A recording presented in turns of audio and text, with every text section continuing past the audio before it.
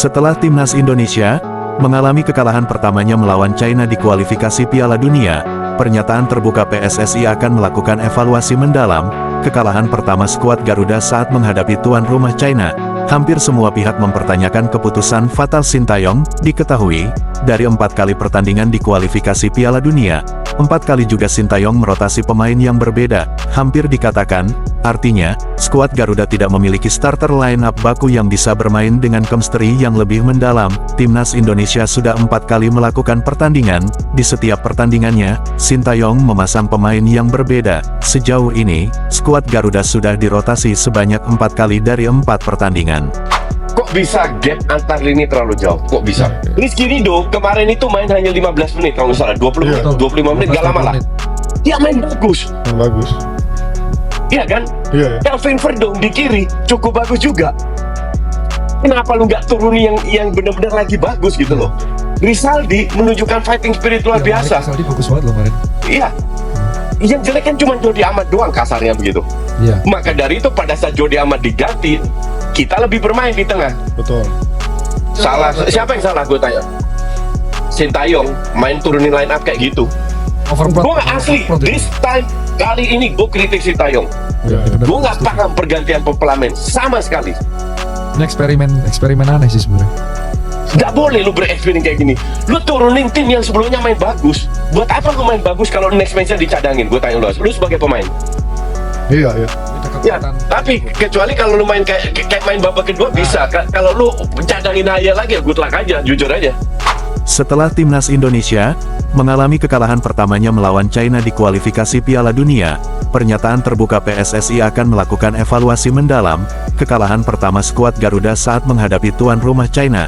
Hampir semua pihak mempertanyakan keputusan fatal Sintayong. Diketahui, dari 4 kali pertandingan di kualifikasi Piala Dunia, 4 kali juga Sintayong merotasi pemain yang berbeda. Hampir dikatakan, artinya, skuad Garuda tidak memiliki starter line-up baku yang bisa bermain dengan chemistry yang lebih mendalam. Timnas Indonesia sudah 4 kali melakukan pertandingan. Di setiap pertandingannya, Sintayong memasang pemain yang berbeda. Sejauh ini, skuad Garuda sudah dirotasi sebanyak 4 kali dari 4 pertandingan. Pertandingan keempat yang mempertemukan tuan rumah China versus tamunya timnas Indonesia berlangsung sangat dramatis. Bahkan alur dari jalannya pertandingan, ternyata di luar dugaan pihak China juga Indonesia. Awalnya timnas China secara terbuka dengan percaya dirinya mengatakan, tekanan akan ada pada Indonesia, sebab mereka merupakan tim tamu. Selain dari itu, Franco Ivankovic juga mengatakan, akan keluar menyerang sejak menit awal untuk merebut poin pertamanya. Sebab ancaman pemecatan sudah berlaku andai saja timnas China kembali kalah oleh Indonesia di kandang sendiri. Begitupun sebaliknya, sebelum berlaga, Sintayong lebih percaya diri untuk merebut poin penuh di kandang China. Dan menariknya, sepanjang jalannya pertandingan, prediksi dari kedua belah pihak justru tidak ada yang terbukti benar.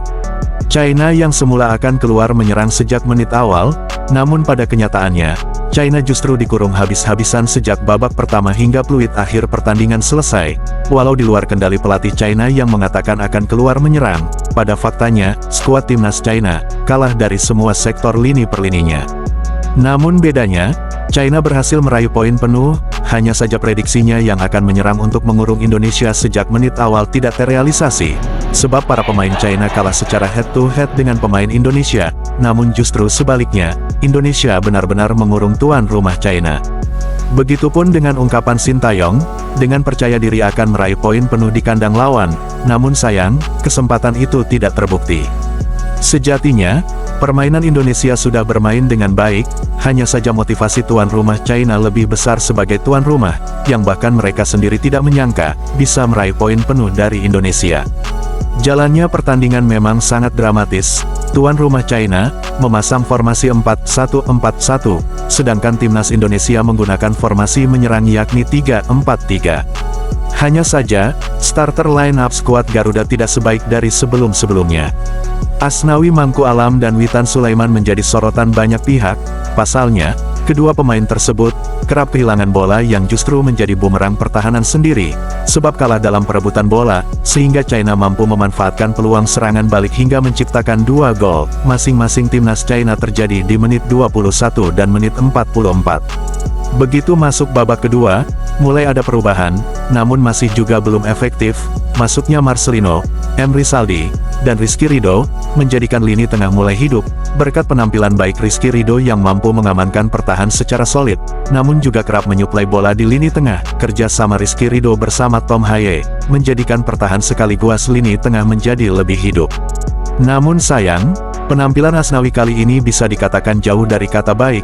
Dia kerap kehilangan bola, hingga kerap membahayakan pertahanan sendiri. Selain dari kerap kehilangan bola, Asnawi juga beberapa kali membuang-buang peluang yang sejatinya akan lain ceritanya jika ia mau membagi bola secara cepat dan tepat. Begitupun dengan Witan Sulaiman. Witan beberapa kali kehilangan bola, hingga menimbulkan serangan balik China yang sangat berbahaya. Sejatinya China sangat jarang mendapat peluang. Namun sebab buruknya penampilan Asnawi dan Witan Sulaiman, sejumlah kesalahan kedua pemain tersebut, mampu dimanfaatkan para pemain China untuk melakukan serangan balik yang sangat berbahaya.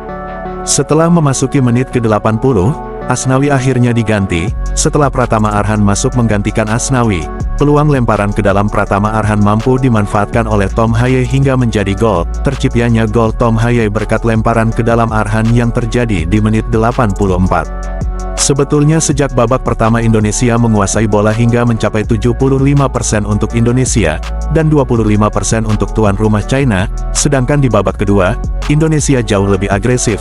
China benar-benar dikurung, namun sayang, permainan skuad Garuda kurang efektif. Di babak kedua, Indonesia mampu menguasai bola hingga 76%, sedangkan China 24%. Pertandingan yang begitu dramatis tersebut, berakhir dengan skor 2-1, kemenangan pertama untuk China, sekaligus kekalahan pertama untuk Indonesia. Dari hasil kekalahan itu, Sintayong disorot banyak pihak, termasuk sejumlah pengamat sepak bola hingga komentator siaran TV langsung. Faktor besar dari kekalahan Indonesia disebut, sebab Sintayong terlalu mudah untuk merotasi pemain di pertandingan yang sangat krusial. Terbukti, setelah masuknya sejumlah penggawa yang sudah lama bermain bersama, dapat memberi perubahan besar.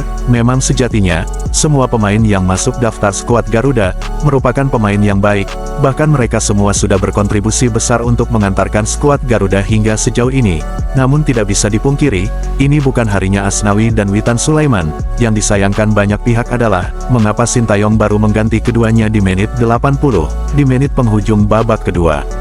Garis besarnya, rotasi pemain menjadi faktor besar kekalahan skuad Garuda.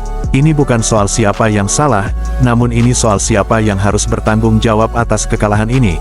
Tentu ini semua tanggung jawab dari seorang pelatih yang berani merotasi pemain di pertandingan krusial seperti saat ini. Perlu dievaluasi lagi, sebab posisi Indonesia semakin mengkhawatirkan. Saat ini, Indonesia masih tetap berada di urutan kelima klasemen sementara. Peluang masih terbuka, namun para pemain harus semakin kerja keras lagi, sebab para lawan yang akan dihadapi berikutnya lebih berat lagi. Harus evaluasi secepat mungkin, dan seharusnya jangan terlalu mudah merotasi pemain, sebab inilah hasil dari itu semua. Indonesia masih berpeluang untuk lolos ke Piala Dunia, namun kesempatan emas itu jangan sampai disia-siakan, hanya karena sebab kesalahan yang sangat mendasar. Sebelum meninggalkan tayangan ini, silakan Anda subscribe channel YT Real ini, agar Anda terus mendapatkan berita perkembangan serta informasi jadwal pertandingan Timnas Indonesia selanjutnya. Sampai jumpa di tayangan berikutnya, bye YT Real.